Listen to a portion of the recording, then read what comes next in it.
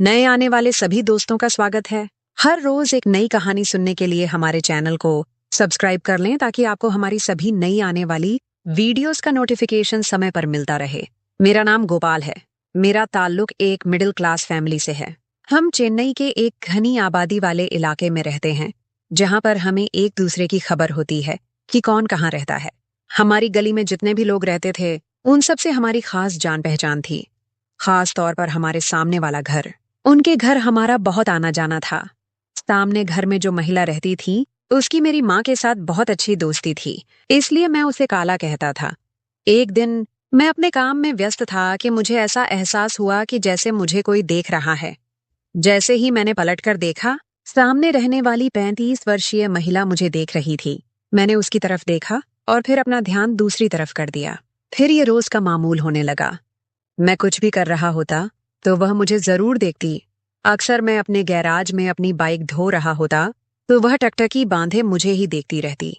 एक दिन वह मेरे पास से गुजरी और कहने लगी, कभी अपनी मौसी के घर भी आ जाया करो, मैंने भी तुमसे कोई चीज धुलवानी है।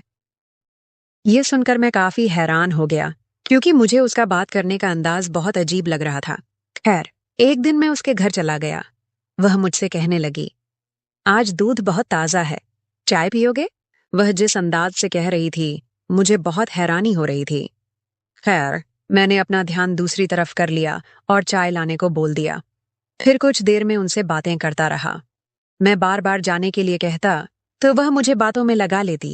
इस तरह करके उसने मेरा पूरा घंटा ले लिया। फिर बड़ी मुश्किल से टाल मटोल करके मैं अपने घर आ गया और घर आकर उस महिला की बातें सोचने लगा कि आखिर यह किस तरह की बातें मेरे साथ कर रही थी और यह मुझसे क्या चाहती है। मैंने उसकी बातों पर गौर किया, लेकिन मुझे कुछ समझ नहीं आ रहा था कि आखिर यह ऐसी बातें क्यों कर रही है। मैं उसको मौसी कहता था और वह मेरे साथ किस तरह की बातें करती है, मेरी समझ में कुछ न आया। खैर, मैंने ज्यादा ध्यान नहीं दिया और सारी बातों को इग्नोर कर दिया। एक दिन मैं गली से गुजर रहा था। सामने वाली मौसी ने मुझे अपने घर बुलाया। कहने लगी, मुझे तुमसे काम है। काम का सुनकर मैं उनके साथ चल पड़ा। जैसे ही मैं अंदर गया तो वह बड़े खुले अंदाज में मुझसे बातें कर रही थी। मैंने काम का कहा तो कहने लगी, अभी बता देती हूँ। फिर मैंने सोचा कि इस महिला का पति अक्सर घर पर नहीं होता है और यह महिला ज्यादातर घर ही में अकेली रहती है। उस दिन मौसी ने बड़ा चुस्त लिबास पहना हुआ था। कहने लगी, काम का अभी बताती हूँ, पहले तुम चाय पी लो। मैंने फिर इनकार कर दिया तो कहने लगी, तो फिर तुम दूध ही पी लो, बहुत ताजा दूध है। मैं कुछ भी न कह सका। वह मेरे लिए दूध लेने चली गई। फिर जब उन्होंने दूध का गिलास मुझे लाकर दिया तो मौसी ने मेरे हाथ पर हाथ फेर दिया। ये हरकत मुझे बहुत ही बुरी सी लगी, लेकिन मैंने उसे इग्नोर कर दिया। लेकिन मौसी का कोई और ही प्लान था, जिसे मैंने कभी सपने में भी नहीं सोचा था। फिर वह मुझसे कहने लगी, तुम आज सही वक्त पर मुझे गली में नजर आ गए हो। आज तुम्हारा मामा घर पर नहीं है, मुझे तुम्हारी मदद चाहिए। मैंने कहा, आपको मुझसे क्या काम है? टर्न तो वह कहने लगी, घर में थोड़ा सा सामान पड़ा है जो मैंने गैलरी में रखवाना है। घर में तुम्हारे मामा नहीं है, इसलिए मैंने सोचा कि तुम्हारी मदद ले लेती हूँ। क्या तुम कुछ सामान रखवा दोगे? पहले तो मुझे थोड़ी सी झिझक महसूस हुई, लेकिन फिर मैंने हेल्प करने की हामी भर ली। सामान के नाम पर 2 छोटे से कार्टन थे, जो कि इतने भारी भी नहीं थे और इसे कोई भी महिला रख सकती थी। मैंने आराम से कार्टन उठाए और ऊपर रख दिए और फिर मैं अपने घर चला आया। मुझे हैरानी होने लगी कि 2-4 किलो कोई भी महिला वजन उठा सकती है। शायद मौसी ने मुझे जानबूझकर घर बुलाया था। ऐसे ही करके वह मुझे अपने घर बुला लिया करती थी, लेकिन बहाने बहाने से मुझे घर पर बुलाने का मकसद समझ नहीं आ रहा था। मुझे फिलहाल इसके अंदर कोई दिलचस्पी नहीं थी। मेरी और उसकी उम्र में काफी फर्क था, लेकिन उसको मेरे अंदर न जाने क्या दिलचस्पी थी, जो हर तरफ मुझे ही देखती रहती थी और बहाने बहाने से मुझे अपने घर बुला लेती थी। एक दिन मैं काम से घर आया तो घर का दरवाजा बंद था। बुआ के यहाँ कोई इमरजेंसी बन गई थी, इसलिए सारे घर वाले उधर चले गए और घर की चाबियां आने वाली मौसी को दे गए। मैंने जैसे ही घर का दरवाजा खटखटाया तो सामने वाली मौसी फौरन अपने घर से बाहर आई और कहने लगी, इधर हमारे घर आ जाओ कुछ वक्त के लिए, तुम्हारी माँ चाबियां मुझे दे गई है। मैंने चाबियां मांगी तो मौसी मुझसे कहने लगी, अकेले घर में जाकर क्या करोगे? इधर मेरे घर आ जाओ, मैं भी घर में अकेली हूँ। जब वह आ जाई तो तुम फिर वापस अपने घर चले जाना। मौसी ने मुझसे 2-3 बार इसरार किया तो मैंने उसकी बात मान ली और मैं उसके घर आ गया। आते ही उसने मेरे सामने पानी का गिलास रख दिया। फिर मुझसे कहने लगी कि आज तुम बहुत थके थके लग रहे हो। उसने मेरा बैग पकड़कर फौरन साइड पर रख दिया। मौसी मुझे ऐसे अपनत्व का एहसास दे रही थी जैसे मैं उसका कोई बहुत ही खास लगता हूँ। ऐसे काम तो महिला अपनी पत्नी के आने पर करती है, लेकिन वह न जाने क्यों मुझे इतनी अहमियत दे रही थी। फिर कुछ वक्त के बाद उसने मेरे सामने खाना रख दिया। मैंने घड़ी पर वक्त देखा तो 10 बज चुके थे। मैंने खाना लेकर खा लिया। मुझे मौसी का यह अंदाज बहुत पसंद आने लगा। इससे पहले मुझे नहीं पता था कि पड़ोसी इतने अच्छे होते हैं। खाना खाते वक्त मौसी मेरे सामने बैठ गई। खाना खाते हुए मेरा ध्यान बार बार उसकी तरफ जा रहा था और वह भी मुझे ही देख रही थी। फिर मौसी मुझसे कहने लगी कि अभी तक तुम्हारे घर वाले नहीं आए, इसलिए आज की रात तुम यहीं पर मेरे पास रुक जाओ। तुम्हें किसी चीज की कमी नहीं होगी। मैं तुम्हारा पूरा ख्याल रखूंगी। मौसी का एक एक लफ्ज मेरे लिए किसी जादू से कम नहीं था। वह जिस तरह से ख्याल रख रही थी, मेरी यह ख्वाहिश होने लगी कि काश मेरी पत्नी भी ऐसी ही हो। इस वक्त जब मैं यह सब कुछ सोच रहा था, मौसी मेरे पास आई और अपना हाथ मेरे सर में फेरने लगी। कहने लगी, आज तुम बहुत लेट आए हो और तुम्हें बहुत थकान हो गई होगी। मैं तुम्हारे सर में मसाज कर देती हूँ। मौसी के हाथ का स्पर्श मुझे बहुत अच्छा लगने लगा। मेरे जहन में कई तरह की बातें चलने लगीं। मेरे घर वालों का कोई अता पता नहीं था। उन्होंने शायद आज घर नहीं आना था और मौसी भी आज घर पर अकेली थी। पहले तो मुझे ये नहीं लग रहा था। मैंने सोचा कि मुझे इस चीज का कोई गलत फायदा नहीं उठाना चाहिए। मुझे अपने घर चले जाना चाहिए। लेकिन फिर मुझे ख्याल आया कि हमारा घर तो सामने ही है। आज की रात यहीं पर रुक जाता हूँ। सुबह जल्दी अपने घर चला जाऊंगा। मौसी मेरे सर में अपनी उंगलियां चलाने लगी। मैं इसे मौसी की मदद समझ रहा था, लेकिन वह मेरे साथ रात को कुछ और ही करने वाली थी, जो मेरी जिंदगी का पहला अनुभव हो सकता था। फिर मेरी आंखों में नींद आ गई। मौसी ने मुझे अपने बेडरूम में सोने के लिए कहा। जिस तरह से मुझे नींद आई थी, मैंने कोई दूसरा सवाल नहीं किया और फौरन उनके बेडरूम में जाकर सो गया। सुबह जब मेरी आंख खुली तो मेरे पैरों तले से जमीन निकल गई। मौसी भी उसी कमरे में मेरे साथ सो रही थी। मौसी को अपने साथ इस तरह सोते हुए देखकर मैं थोड़ा दूर हो गया। मौसी ने नाइटी पहन रखी थी और उसी हाल में आकर सो गई थी। मुझे गहरी नींद के कारण पता ही नहीं चला कि वह मेरे पास आकर सो गई है। जैसे ही मैं उठा, मौसी भी उठ गई। तब मैंने उनसे कहा, ये क्या हरकत है? आप मेरे पास क्यों सोई हैं? तब मौसी कहने लगी, मैं बाहर सोफे पर सो रही थी, लेकिन मुझे वहां पर बहुत सर्दी लग रही थी, इसलिए मैं यहाँ बेडरूम में आकर सो गई। मैंने एक और चीज नोट की, मेरे जिस्म पर कमीज भी नहीं थी। मैंने फौरन से कमीज पहनी और जल्दी से अपने घर चला गया। मैंने घर का दरवाजा खोला और फौरन अपने घर अंदर चला गया। कुछ ही देर बाद घर वाले भी आ गए। मैंने उनसे पूछा कि आप कहाँ पर रह गए थे। फिर वह मुझे बताने लगे कि बात ही ऐसी थी, इसलिए हमें वहां पर रहना पड़ा। फिर उन्होंने मुझसे मौसी के बारे में पूछा, क्या तुमने उनसे चाबी ले ली थी?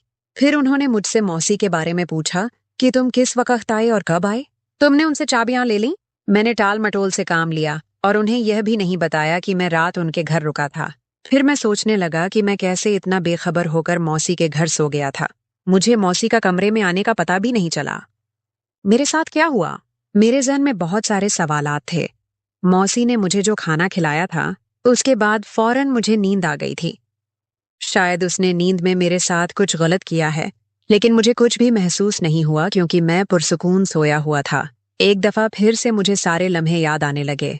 खैर, पिछली रात जो गुजरी थी और जिस तरह का माहौल था, उसने मुझे मौसी के बहुत करीब कर दिया था, लेकिन वह शादीशुदा थी, इसलिए मैंने अपने जज्बात पर कंट्रोल रखा और खुद को बहकाने से बचाया।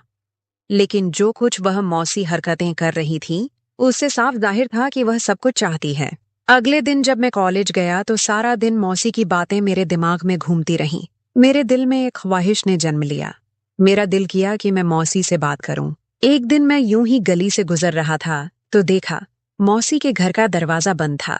मैं जब भी गली से गुजरता था तो अक्सर मौसी मुझे ही देख रही होती थी, लेकिन आज वह वहां पर मौजूद नहीं थी।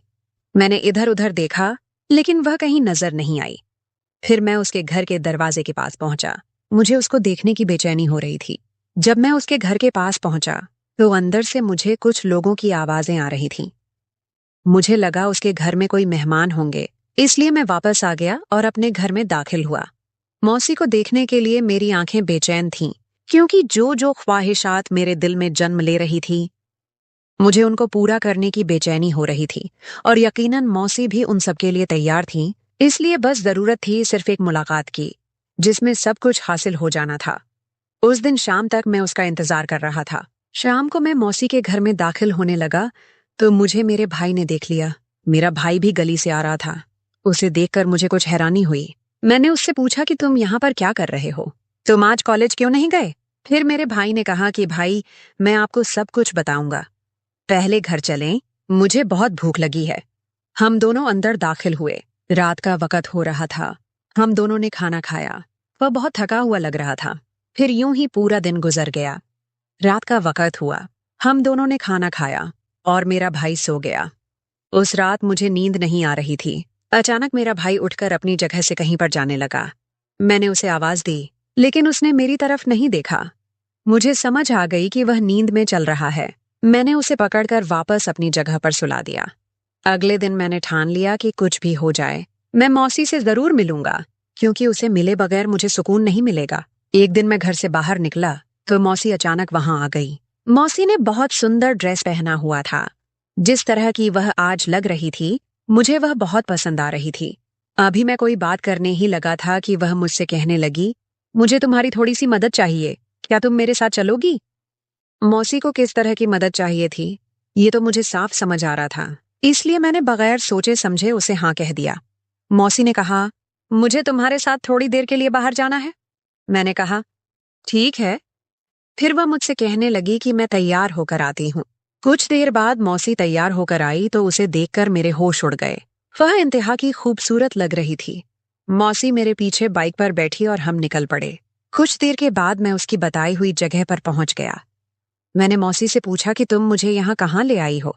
वह मुझसे कहने लगी कि मेरी यहाँ पर कुछ जमीन है, और फिर वह मुझसे कहने लगी कि यहाँ मेरी एक दोस्त का फ्लैट है। मैं फ्लैट वाली बात सुनकर समझ गया, यानी आज जो मेरे दिल में था वह पूरा होने वाला था। इसी सोच में मैं उसके पीछे चल पड़ा। गली के कोने में एक फ्लैट था।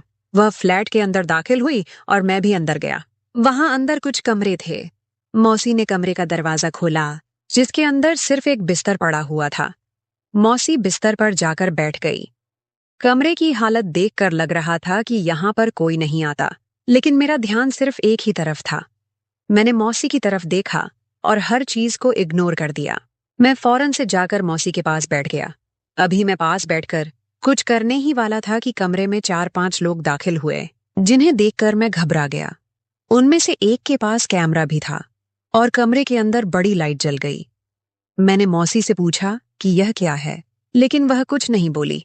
तभी उनके साथ एक महिला आई और मेरे पास आकर बैठ गई। एक तरफ मौसी बैठी हुई थी और दूसरी तरफ मैं बैठा था।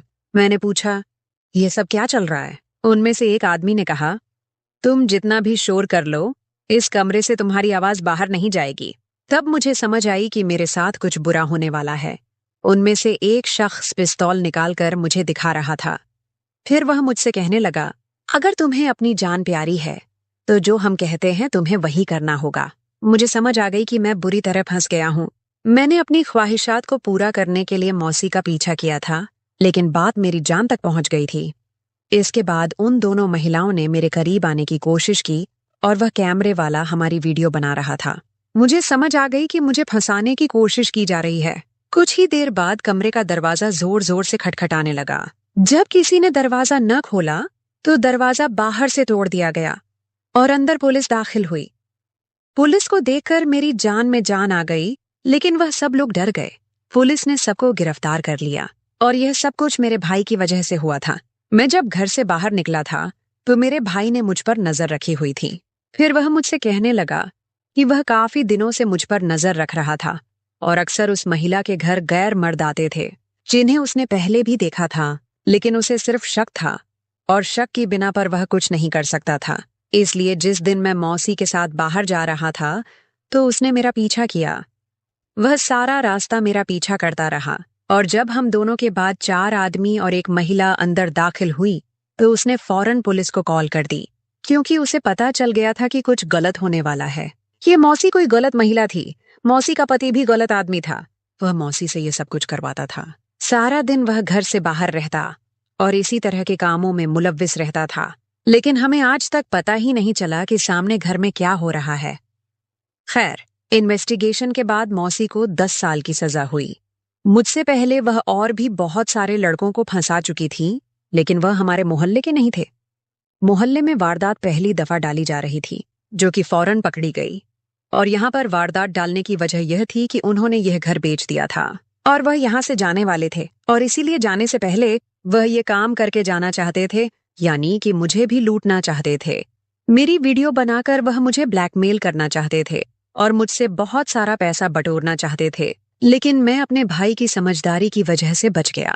आप सब लोगों से एक गुजारिश है कि ऐसी किसी भी महिला के झांसे में ना आए। कोई महिला आपको अकेले में घर में बुलाए तो किसी सूरत उसके घर में दाखिल ना हो। हर महिला बुरी भी नहीं होती, लेकिन फिर भी अकेले में किसी भी घर में दाखिल ना हो।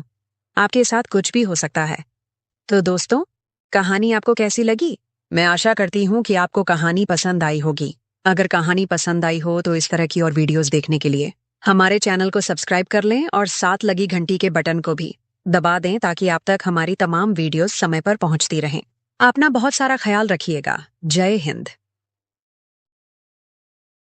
मेरा नाम मनीष है। मैं एक मिडिल क्लास फैमिली से बिलोंग करता हूँ। मेरी पढ़ाई कंप्लीट होने के बाद मैंने टीचिंग करना शुरू कर दिया था। मैं कॉलेज में पढ़ाया करता था और साथ ही साथ बच्चों को घर में भी ट्यूशन दिया करता था। कुल मिलाकर मेरी महीने की सैलरी अच्छी खासी हो जाती थी। हम 2 भाई थे। मेरा छोटा भाई वो अभी पढ़ाई कर रहा था और मेरी दोनों बहनें भी पढ़ रही थी। मेरा छोटा भाई बहुत ही सीधा था, जबकि मैं बहुत फ्लर्टी टाइप का था। मुझे लड़कियों से फ्रेंडशिप करना बहुत पसंद था। रियल लाइफ से लेकर सोशल साइट पर भी मैंने काफ़ी सारी लड़कियों से फ्रेंडशिप की हुई थी। मैं देखने में बहुत स्मार्ट था, इसीलिए लड़कियां आसानी से मुझसे दोस्ती कर लिया करती थी। मेरे पापा की भी गवर्नमेंट जॉब थी, उनकी भी अच्छी सैलरी थी। हमारे घर का गुजारा अच्छी तरह से हो रहा था। जिंदगी भी बहुत अच्छी गुजर रही थी, क्योंकि मेरी जिंदगी में किसी चीज़ की कोई कमी नहीं थी। मेरी दीदी भी हम लोगों के साथ ही रहती थी। मेरे चाचा चाची तो अलग घर में रहा करते थे, इसलिए दादी की सारी जिम्मेदारी हम लोगों पर थी और हम अपनी दादी से बहुत प्यार किया करते थे। मेरी दादी मुझे बहुत प्यार किया करती थी, क्योंकि मैं अपनी फैमिली का सबसे पहला लड़का था और अपने सारे कज़न में सबसे बड़ा था। मेरे मम्मी पापा मेरी शादी करने की तैयारियों में लगे हुए थे, मगर मैं अभी शादी नहीं करना चाहता था। मेरा मानना था कि शादी करने के बाद हम अपनी लाइफ को ठीक से एंजॉय नहीं कर पाते, जिस तरह से हम शादी से पहले अपनी लाइफ को एंजॉय कर पाते हैं। हमारे घर में किसी चीज़ की कोई तंगी नहीं थी। मैं चाहता था कि हमारी ज़िंदगी इसी तरह से गुजरे। यही वजह थी कि मैं शादी करने के बाद अपनी अच्छी भली ज़िंदगी में कोई कमी नहीं आने देना चाहता था। ज़्यादा पैसा होने के साथ साथ ज़िंदगी में सुकून होना भी बहुत ज़रूरी है, जो कि अभी मुझे उन लड़कियों से बातचीत करके मिलता था जिन्हें मैं अपनी फ्रेंड्स बनाता था। शादी करने के बाद एक ही लड़की के साथ पूरी ज़िंदगी गुजारना थोड़ा बोरिंग सा काम था। टीचिंग करना भी मैंने अपनी खुशी से ही किया था। मेरे पेरेंट्स ने मुझे हर फैसला करने के लिए छोड़ दिया था। वो मेरी लाइफ में किसी तरह का इंटरफेयर नहीं करते थे, क्योंकि शुरू से ही मैंने सारा काम अपनी मर्जी से किया था। अपनी ज़िंदगी के सारे फैसले अपने हिसाब से और अपनी मर्जी से लिए थे, इसलिए सारी सैलरी भी मेरी ही जेब में आती थी। अब मैं अपनी सैलरी को अपने दोस्तों के साथ खूब लुटाता था, क्योंकि घर की ज़रूरतें तो पापा की सैलरी से पूरी हो जाती थी। और मेरा छोटा भाई जो अभी पढ़ाई में घिरा हुआ था, उस पर तो मम्मी पापा ने काफ़ी बाउंडेशन लगाई हुई थी। मेरे सारे फ्रेंड्स ही अमीर फैमिली से बिलोंग करते थे और वो भी मेरी तरह ही बिगड़े हुए थे। मैं अपने घर में खुद को ऐसा बनाकर रखता था जैसे मैं बहुत शरीफ हूँ, क्योंकि मेरे पापा की मोहल्ले में बहुत इज्जत थी। सारे ही लोग उनसे बहुत इज्जत से बात किया करते थे, मगर मैं ऐसा बिल्कुल भी नहीं था। मेरे बारे में मेरे करीबी रिश्तेदार या मेरी फैमिली वाले कोई भी नहीं जानते थे, क्योंकि मैं उन सब से छुपकर अपनी अय्याशियाँ करता था।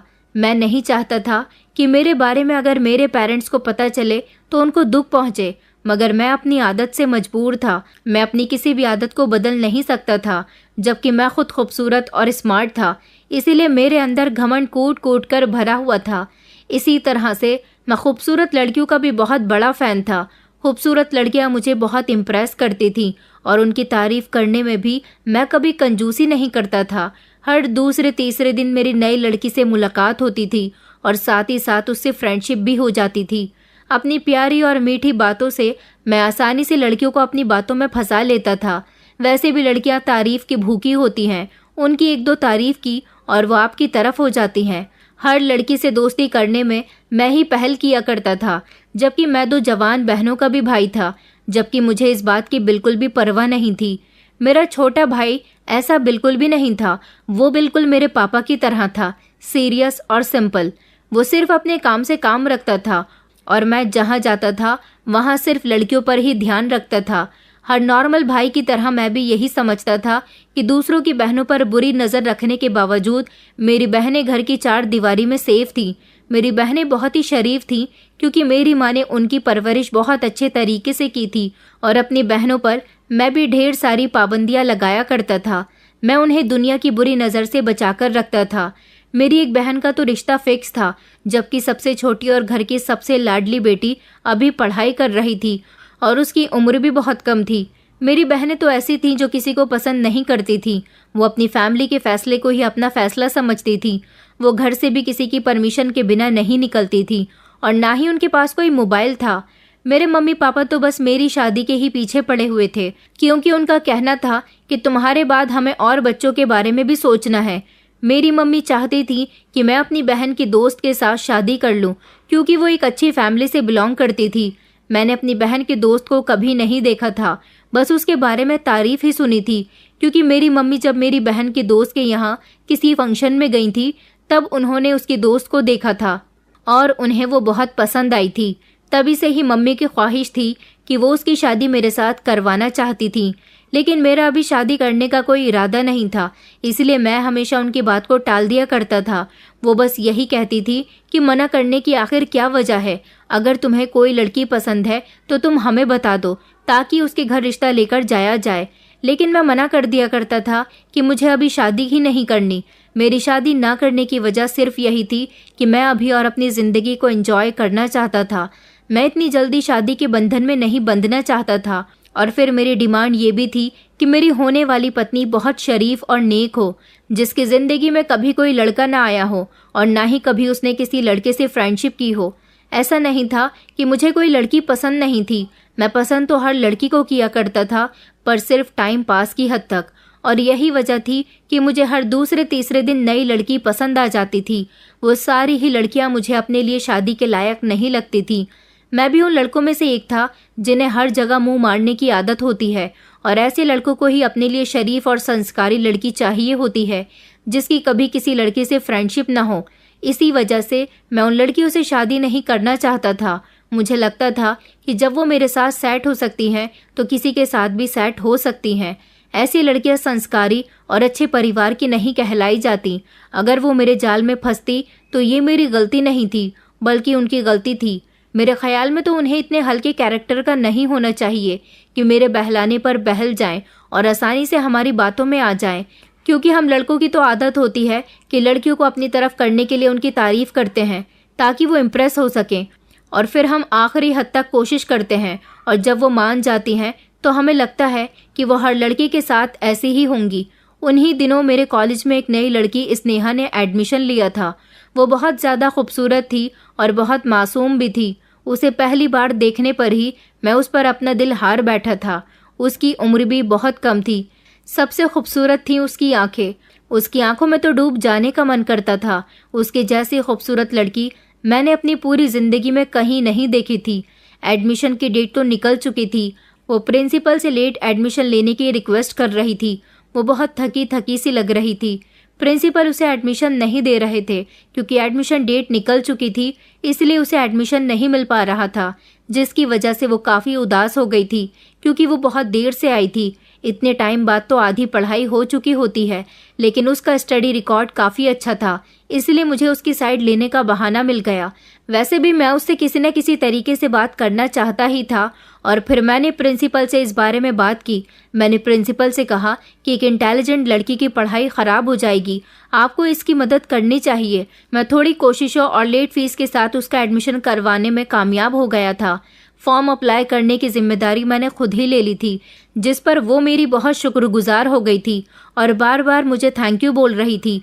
उसे ऐसा लग रहा था कि मैं अपने स्टूडेंट का ख्याल रखने वाला एक अच्छा टीचर हूँ, तभी तो मुझे उसकी इतनी परवाह हो रही थी, जबकि हकीकत में तो वजह कुछ और थी। मैं उसकी खूबसूरती से बुरी तरह से इम्प्रेस हो चुका था। अब मैं अपने दिल के हाथों मजबूर होकर रह गया था। मैं उसकी पढ़ाई में खूब मदद कर रहा था। अपनी फ्री पीरियड में मैं उसको बुलवाकर उसकी खूब मदद किया करता था और हर तरह से पढ़ाई में हुआ उसका नुकसान पूरा करने की कोशिश करता था, जिसकी वजह से वो रोज़ मेरे एहसानों तले दब रही थी। अच्छे तरीके से उसकी सारी पढ़ाई कवर करने के बाद जब वो बेफिक्र होकर रूटीन की पढ़ाई की तरफ आ गई तो एक दिन मैंने उसे बताया कि मैं उसे पसंद करने लगा हूँ। मैं उससे उम्र में लगभग 7 साल बड़ा था, जबकि उसकी उम्र अभी 22 साल की थी। मेरी बात सुनकर वो बुरी तरह से घबरा गई थी। उसके चेहरे से मुझे डर का साफ आइडिया होने लगा था, इसलिए उस दिन मैंने उसे खामोशी से भेज दिया था। लेकिन इसके बाद वो मुझसे छुपने की कोशिश में लगी रहती थी और जब मैं क्लास में पढ़ा रहा होता तो वो मेरी तरफ बिल्कुल भी नहीं देखती थी। उसकी नज़रें झुकी हुई होती थी। वो सच में एक मासूम और शरीफ लड़की थी। मेरे सवाल पूछने पर भी वो खामोश ही रहती थी और ये सब कुछ मैं बर्दाश्त नहीं कर पा रहा था, क्योंकि ऐसा पहली बार हुआ था कि मैं जिस लड़की की तरफ बढ़ा था वो मुझसे पीछे हट रही थी, वरना तो कोई भी लड़की मेरी स्मार्टनेस पर फौरन ही फिदा हो जाती थी। इस बार मेरी ईगो पर चोट लग रही थी, इसलिए उसके पीछे पड़ जाना मेरे लिए बहुत ज़रूरी था। ये लड़की आखिर अपने आप को समझते क्या थी? वो मेरी स्टूडेंट थी, उम्र में भी मुझसे बहुत छोटी थी। शायद वो स्टूडेंट और टीचर के रिश्ते की वजह से शर्मा रही थी, इसलिए आगे बढ़ने की कोशिश नहीं कर रही थी। यही सोचते हुए मैंने दोबारा उससे इस सिलसिले में बात करने का सोचा, क्योंकि उसकी बेरुखी मेरे दिल को चोट पहुंचा रही थी और मेरी बेचैनी को बढ़ा रही थी। इसलिए एक दिन मैंने उसे बुलवाकर इस बात की वजह पूछनी चाही तो उसने डरते हुए मुझे बताया कि सर, मैं ऐसी वैसी लड़की नहीं हूँ और फिर आप मेरे टीचर हो। ये सब कुछ हम दोनों के लिए ठीक नहीं है। ये सब कुछ बहुत गलत है। ऐसा मुमकिन नहीं हो सकता। मैं ऐसी लड़की नहीं हूँ। उसकी बात सुनकर मुझे गुस्सा आया था। उसकी बात का जवाब देने के लिए मैंने उसे शर्मिंदा करने की कोशिश की, जिस पर वो खामोश हो गई थी। उसे याद दिलाया कि मैंने तुम्हारी कितनी मदद की थी और तुम मुझे उसका ये सिला दे रही हो। मैं हर हाल में उसे हासिल करना चाहता था, इसलिए मैंने अपनी कोशिश में कोई कमी नहीं की थी और हर मुमकिन कोशिश करके उसे मनाने की कोशिश करता रहा था। और फिर फाइनली मैं धीरे धीरे अपनी कोशिशों में कामयाब भी होने लगा था। मैं समझ गया था कि वो एक नासमझ और बेवकूफ़ लड़की है, क्योंकि अब मेरी बातों से वो नरम पड़ने लगी थी। मैंने उसके साथ कुछ किया ही ऐसा था। मैं उसके साथ ऐसे रिएक्ट करता था जैसे मुझे उससे बहुत मोहब्बत है और मैं उसके बिना नहीं रह सकता। अगर वो मुझे नहीं मिली तो मेरी कंडीशन मरने जैसी हो जाएगी, इसीलिए उसे मुझ पर तरस आने लगा था। वो मेरी बातों में आ चुकी थी और जीत मेरी हुई थी। मैंने उसे एक मोबाइल भी लेकर दिया था, जिस पर वो चुपके से मुझसे बातें करने लगी थी और फिर उसे भी मुझसे मोहब्बत हो गई थी। दिन गुजरने के साथ साथ उसके दिल में मेरी मोहब्बत काफ़ी हद तक बढ़ गई थी। हमारी मोहब्बत का सफ़र अब काफ़ी आगे तक बढ़ चुका था।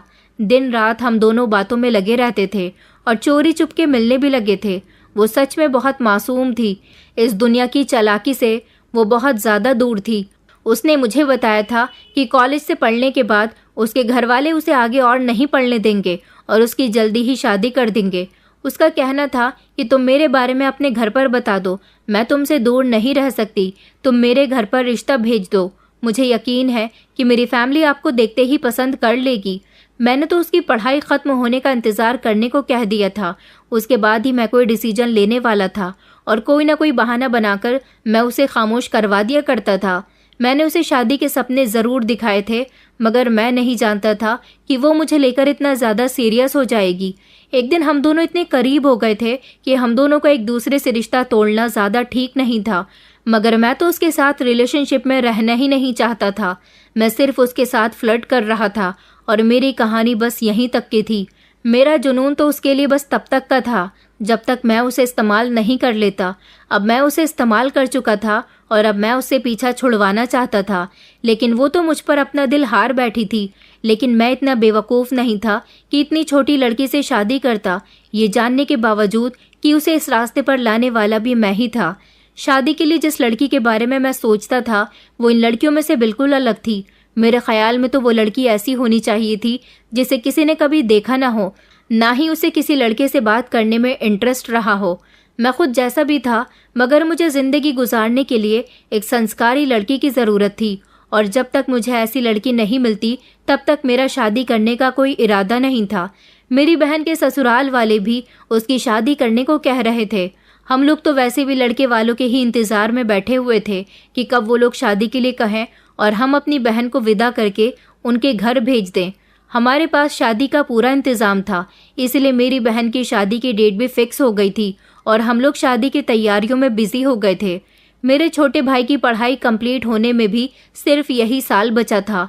मेरा छोटा भाई मोहित तो ऐसा था कि वो किसी लड़की को नज़र उठाकर तक नहीं देखता था, जबकि वो भी काफ़ी स्मार्ट था, मगर उसका कहना था कि वो औरत की बहुत इज्जत करता है। मुझे तो अपने भाई की ये बातें बड़ी बेवकूफ़ी भरी लगती थी कि अपनी लाइफ को हमेशा एंजॉय करते रहना चाहिए, लेकिन मेरे भाई ने तो हमेशा अपनी लाइफ को पढ़ाई में ही झोंका हुआ था।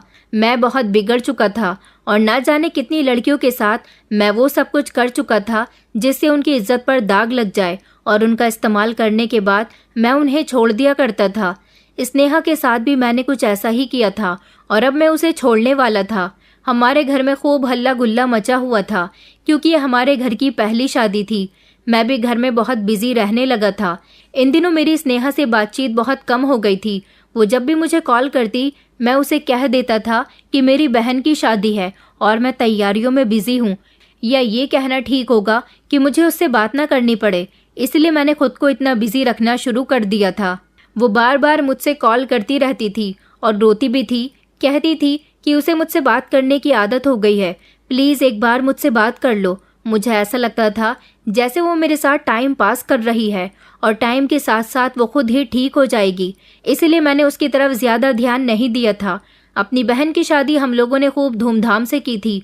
मेरी बहन की शादी में उसकी दोस्त भी आई हुई थी। ये वही लड़की थी जिसको मेरी मम्मी ने मेरे लिए शुरू से ही पसंद किया हुआ था। इसका नाम प्राची था। प्राची को मैंने पहली बार देखा था क्योंकि अभी तक मैंने अपनी बहन के दोस्त को नहीं देखा था, बल्कि मैं उसे सिर्फ उसके नाम से ही जानता था क्योंकि घर में उसका बार बार जिक्र होता था। वो बहुत ही खूबसूरत थी और उसकी इसी खूबसूरती की वजह से मेरी मम्मी और बहनें इम्प्रेस हुई थी और मैं तो था ही शुरू से लड़कियों का दीवाना। इधर मैं भी प्राची पर अपना दिल हार बैठा था। पूरी शादी में मेरी नज़र प्राची पर ही रही थी। वो कहाँ जाती है, क्या कर रही है और किससे बातें कर रही है, ये सब कुछ मैं अच्छे से नोटिस कर रहा था। मेरी पूरी नज़र उस पर ही थी। मैं उसे जांचना चाहता था। मुझे लगता था कि मुझे मम्मी की बात मान लेनी चाहिए थी, लेकिन इससे पहले मैं अपनी तरफ से भरपूर तसल्ली करना चाहता था कि वो मेरे लायक है भी या नहीं। प्राची तो बिल्कुल वैसी ही थी जैसी लड़की मैं अपने लिए चाहता था। वो दूसरे लोगों के साथ तो क्या, मुझसे भी बात करना पसंद नहीं कर रही थी, जबकि मैं बहाने बहाने से उससे बात करने की कोशिश कर रहा था। वो जहाँ किसी लड़की को देखती वहाँ से उठ जाती थी। उसने तो मेरी भी किसी बात का कोई जवाब नहीं दिया था और यही वो सारी क्वालिटीज़ थी जो मुझे उसके अंदर चाहिए थी। इसीलिए मेरी बहन की शादी होने के फ़ौरन ही बाद मैंने मम्मी को प्राची के बारे में बता दिया था और कह दिया था कि मैं प्राची से शादी करना चाहता हूँ। मेरी बात सुनकर मेरी मम्मी और बहनें बहुत ही खुश हुई थी। वो तो ये चाह रही थी कि वो जल्द से जल्द मेरी शादी कर दें, लेकिन मैंने उन्हें कहा कि इतनी जल्दी ये सब कुछ करने की ज़रूरत नहीं है। आप लोग मेरी शादी आराम से करें, मुझे कोई जल्दी नहीं है। ऐसे टाइम पर मैं स्नेहा को पूरी तरह से भूल चुका था और उसकी कोई कॉल भी मैंने रिसीव नहीं की थी, जबकि उसकी बहुत सारी कॉल्स और ढेर सारे मैसेज मेरे पास आ चुके थे। वैसे भी मैंने स्कूल में टीचिंग करना छोड़ दिया था और दूसरी जगह जॉब तलाश कर ली थी, इसलिए उससे पीछा छुड़ाना मेरे लिए आसान हो गया था क्योंकि वो सिर्फ मुझे मोबाइल और कॉलेज की हद तक ही जानती थी। मैंने उसे अपने बारे में कोई ऐसी पर्सनल इन्फॉर्मेशन नहीं दी थी जो बाद में मेरे लिए परेशानी बन जाती, और ऐसा तो मैं हर लड़की के साथ ही करता था। मैं जिन लड़कियों से फ़ोन पर बातें करता था उनको अपना पर्सनल नंबर भी नहीं देता था, बल्कि उनके लिए अलग से एक सिम लिया हुआ था। यही वजह थी कि हमेशा की तरह इस बार भी मैं बेफिक्र था। वैसे भी कोई भी लड़की एक बार इस्तेमाल करने के बाद मेरे लिए बेकार हो जाती थी। स्नेहा तो शादी करने के लिए मेरे पीछे ही पड़ गई थी क्योंकि उसके जितने भी मैसेज थे उन सब में यही लिखा हुआ था कि मैं तुमसे बहुत प्यार करती हूँ, प्लीज़ तुम मुझे मत छोड़ना और मुझसे शादी कर लो। उसकी बातों से तो मुझे चिढ़ होने लगी थी। एक दिन उसने बहुत ज़्यादा कॉल्स की और मुझे बहुत मजबूर किया, तो मैंने उसे फाइनली कह दिया था कि मैं तुमसे शादी नहीं करूँगा और ना ही मेरी फैमिली कभी तुमसे शादी करने के लिए मानेगी। तुम बहुत छोटी हो, हम दोनों का कोई मेल नहीं है, इसलिए बेहतर यही होगा कि तुम मुझे भूल जाओ। मेरी इस बात पर वो एकदम से खामोश हो गई थी। मैंने उससे कह दिया था कि मैं आज के बाद तुमसे बात नहीं करूँगा। ये कहकर मैंने अपना वो सिम तोड़ दिया था। स्नेहा कॉल पर बहुत बुरी तरह से रो रही थी। मैंने उसकी कोई बात नहीं सुनी थी और उससे सब कुछ खत्म कर दिया था। वैसे भी ऐसी लड़कियां मुझे बिल्कुल पसंद नहीं थी जो कि चिपको टाइप की होती थी। मैं लड़कियों से भी यही उम्मीद करता था कि वो सिर्फ अपनी लाइफ को एंजॉय करें। शादी करने में क्या रखा है, और शादी करने के लिए एक अच्छे लाइफ पार्टनर की ज़रूरत होती है, क्योंकि सारी ज़िंदगी का सवाल होता है। जैसे कि मैं शादी करने के लिए एक संस्कारी लड़की की तलाश कर रहा था जो कि इतने टाइम बाद मुझे मिली थी। ऐसी ही लड़कियों को सोचना चाहिए कि उन्हें किसी ऐसे लड़के से शादी करनी चाहिए जो किसी लड़की को नज़र उठाकर तक नहीं देखें। मगर लड़कियां तो लड़कों की बातों में आकर वो सब कुछ कर डालती हैं जो कि उन्हें नहीं करना चाहिए। मैंने तो स्नेहा से पूरी तरह से बात करनी बंद कर दी थी। उसने मेरी बहुत रिक्वेस्ट की थी कि मैं उसे ना छोड़ूं, मगर मैंने उसकी एक नहीं मानी थी और उसे बता दिया था कि मेरी शादी होने वाली है। स्नेहा एक ऐसी पहली लड़की थी जिससे मैंने बड़ी मुश्किल से अपना पीछा छुड़वाया था। दरअसल लड़के लड़कियों को अपनी मजबूरी का बहाना देकर उनसे पीछा छुड़ा लेते हैं, लेकिन अगर मर्द चाहे तो अपनी मनपसंद औरत को कभी किसी के हवाले नहीं कर सकता। मैंने भी स्नेहा के साथ कुछ ऐसा ही किया था, मगर वो मेरी मनपसंद नहीं थी।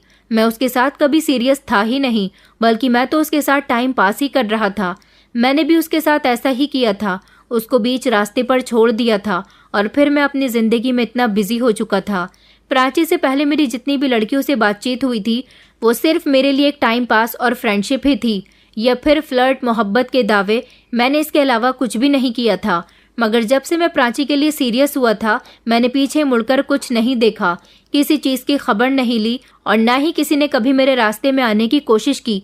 मेरा प्राची के साथ रिश्ता फिक्स हो गया था और मेरी शादी की तैयारियां भी शुरू हो चुकी थी। मैं अपनी ज़िंदगी में बहुत खुश था और सबसे ज़्यादा खुश तो मैं प्राची के अपनी ज़िंदगी में आने से था। मेरी शादी के 3 दिन ही रह गए थे जब अचानक मेरी बहन रोती हुई हमारे घर पर आ गई थी, जिसकी शादी अभी 2 महीने पहले हुई थी। अपनी बहन को इस तरह से रोता हुआ देखकर हम लोग बहुत परेशान हो गए थे।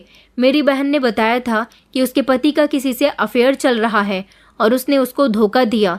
मेरी बहन ने बताया कि वो चोरी चुपके किसी से बात करता है और जब उसने इस बात का विरोध किया तो उसने मेरी बहन को मारना पीटना शुरू कर दिया और अपनी दूसरी शादी करने के बाद दूसरी पत्नी को घर ले आया और मेरी बहन को धक्के मारकर घर से निकाल दिया और उसे डिवोर्स दे दी।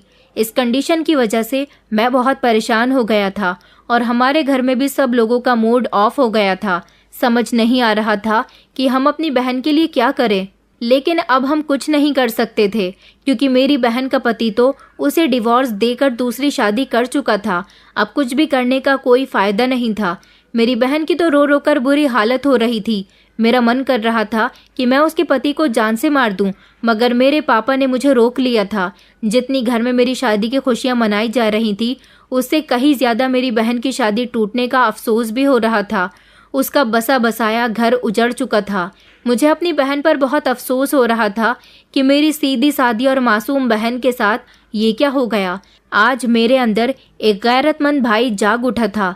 मैंने उसके पति को कॉल करके खूब गालियां दी थी और अपना सारा गुस्सा उस पर उतार दिया था, क्योंकि मैं भी अपनी शादी के लिए बहुत खुश था। लेकिन घर का माहौल इस वजह से अब बिगड़ चुका था। सब लोग ही बेहद अफसोस में थे। मेरे मम्मी पापा को तो अपनी बेटी की टेंशन सताए जा रही थी कि अब उनकी बेटी का क्या होगा। मेरी मम्मी तो इस टेंशन में बीमार रहने लगी थी। मेरी बहन के दुख की वजह से मेरे पेरेंट्स ने सोचा था कि मेरी शादी की डेट आगे बढ़ा दी जाए, मगर मेरी बहन ने कहा था कि मेरी वजह से मैं अपने भैया की खुशियों में कभी कोई कमी नहीं होने देना चाहती, इसलिए मेरी शादी जिस डेट पर फिक्स हुई थी तभी हो रही थी। मम्मी की तबीयत खराब होने की वजह से मैं अपनी शादी को ठीक से एंजॉय भी नहीं कर पाया था। बुझे हुए दिल के साथ मैंने सारे फंक्शन अटेंड किए थे। मेरी बहन की टेंशन लेने की वजह से उनकी तबीयत खराब हो गई थी। यही वजह थी कि सब लोगों ने सारी रात जागकर उनका ध्यान रखा था। जैसे तैसे शादी हो चुकी थी और शादी में बहुत थकान और बिजी होने की वजह से मेरी अपनी पत्नी के साथ ठीक तरह से बातचीत भी नहीं हो पाई थी। प्राची खामोश खामोश सी रहती थी। मैं उसको टाइम नहीं दे पा रहा था। उसे मेरी इस बात से कोई प्रॉब्लम भी नहीं थी। मैं बहुत खुश था कि मैं लकी हूँ जिसे इतनी सब्र करने वाली पत्नी मिली है। मेरे छोटे भाई की भी अब जॉब लग गई थी, क्योंकि पापा का कहना था कि अब वो मेरी छोटी बहन और छोटे भाई की शादी जल्द ही कर देंगे, क्योंकि मम्मी पापा बीमार रहने लगे थे और वो अपनी आंखों के सामने ही अपने सारे बच्चों की शादी कर देना चाहते थे। ऑफिस से आने के बाद मम्मी के साथ बिजी रहना, उनकी दवाइयाँ, हॉस्पिटल के चक्कर, ये सब मेरी ही जिम्मेदारी थी। ऐसे में प्राची के साथ मेरा रिलेशनशिप और बातचीत बहुत कम थी। मैं उस पर ध्यान नहीं दे पा रहा था।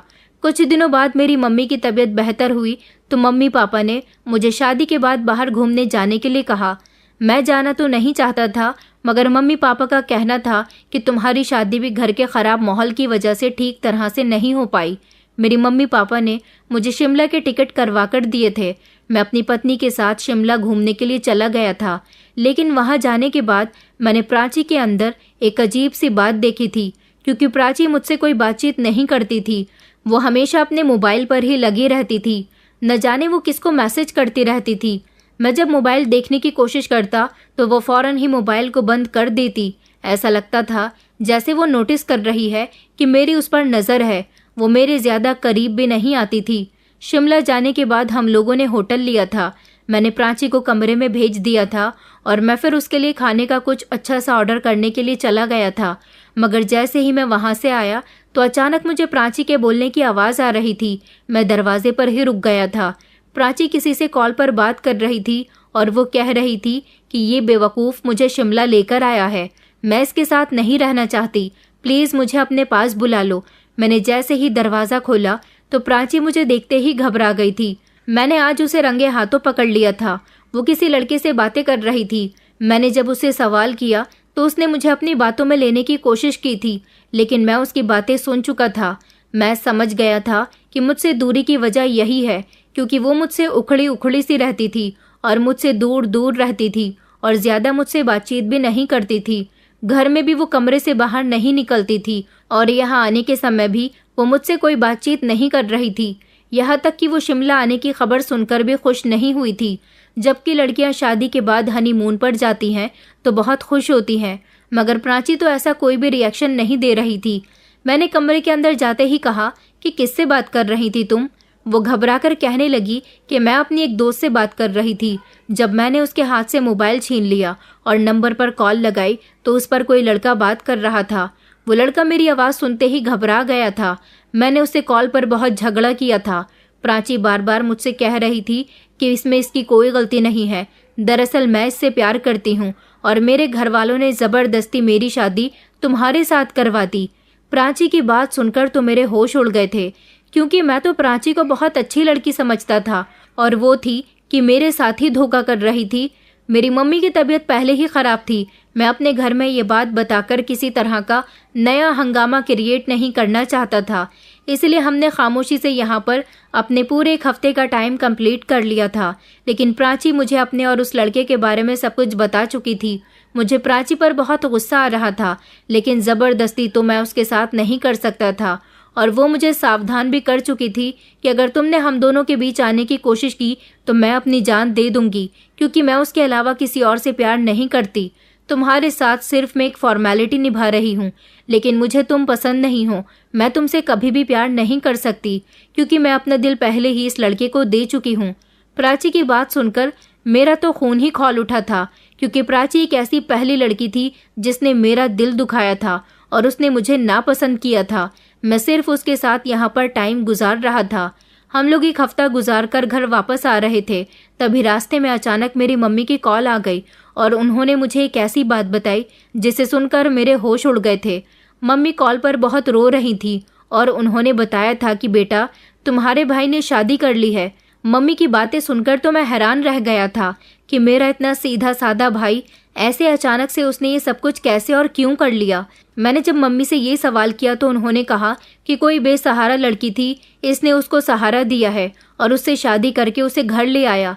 लड़की तो बहुत खूबसूरत है, बहुत सीधी है, मगर मुझे अपने बेटे से ऐसी उम्मीद नहीं थी कि वो बिना बताए शादी कर लेगा।